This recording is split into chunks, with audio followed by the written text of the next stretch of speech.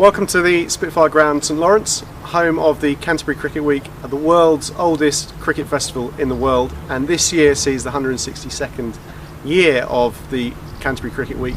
It's the day before, just as we're getting everything right ready for what is our showpiece event of the year. It's a tradition that stood the test of time. As I say, it's the oldest cricket festival in the world, and many of the things that we do are now part of a very fixed routine of traditions that make Canterbury Week what it is. And it starts tomorrow, Wednesday, with some of the key important traditions.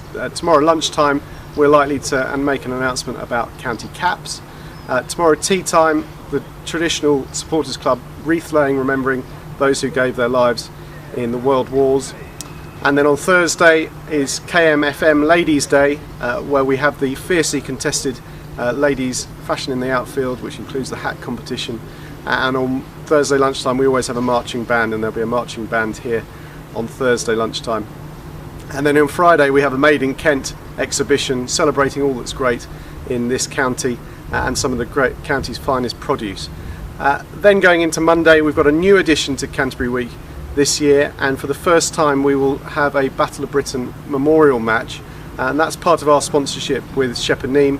They're long-standing supporters of the Battle of Britain Memorial Fund, and we're now going to take a part in that fundraising process and celebrate the heroics of the few from the Second World War. So that's Canterbury Week.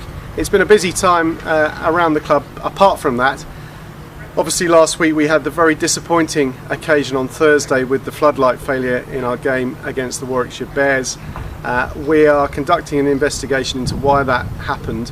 But clearly it was a very disappointing evening for the club, for its supporters, for its members, and particularly I felt for the players. What we have done in light of that is anybody who was at that game, we've offered a gesture of goodwill and invited them to use their ticket to come to any day of the championship fixture during Canterbury Week. Other things away from the cricket side of the club that have moved on in the last month or so, we made an announcement about the redevelopment of the old Dover Road side of the ground, the side where the lime tree is. We've been working on a project to try and secure a hotel developer for that site for some years, really. I think it's about 7 years we've been working on a programme to attract a hotel developer. It's become apparent in the last couple of years that simply is an unrealistic prospect. And so we've exchanged contracts with McCarthy & Stone, the retirement living developer, for the development of that side of the ground. And it's a great relief, I think, for all that we will now see the redevelopment of that side, the capital that raises, then going to reduce our long-term debt. As I say, it was a major and significant moment for the club.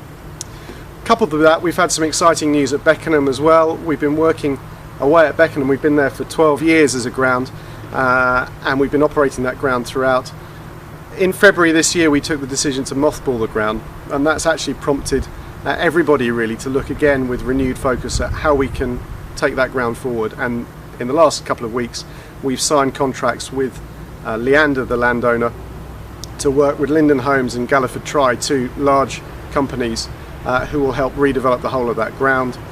And that redevelopment should lead us to developing a real centre of excellence there. The most exciting part of it will be the development of an indoor cricket school with 5 lanes to a high ECB standard, academy standard facility, and that really will help us develop young players in that part of the county. Added to that, there's a spectator stand with over 2,000 seats going in, and that will significantly increase our capacity on the ground. In addition, there's AstroTurf football pitches, tennis courts, and as I say, the development of a genuine centre of excellence that we will no doubt over the years play more games of cricket at. Back onto the playing side, there's been movement over the last few weeks on player contracts. It's that time of year, and the club will make announcements in the coming weeks about where we've got to on that. Usually through July and into August, this is a period where players are considering their futures, and the club is considering the futures of players, and we've been working that through, and as I say, keep an eye on club announcements for where we've got to on that.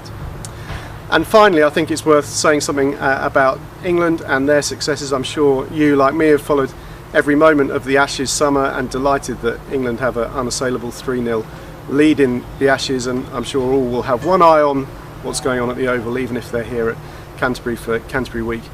And great news yesterday that James Treadwell has been selected for the two 2020s that take place next week against Australia. So I think that's all from me. It has been a busy time. I hope to see you here during Canterbury Week. If you're here, do come and say hello. It would be great to meet some of our supporters, and as I've always said, I'm always happy to answer any question at any time on any subject. Do come and say hello.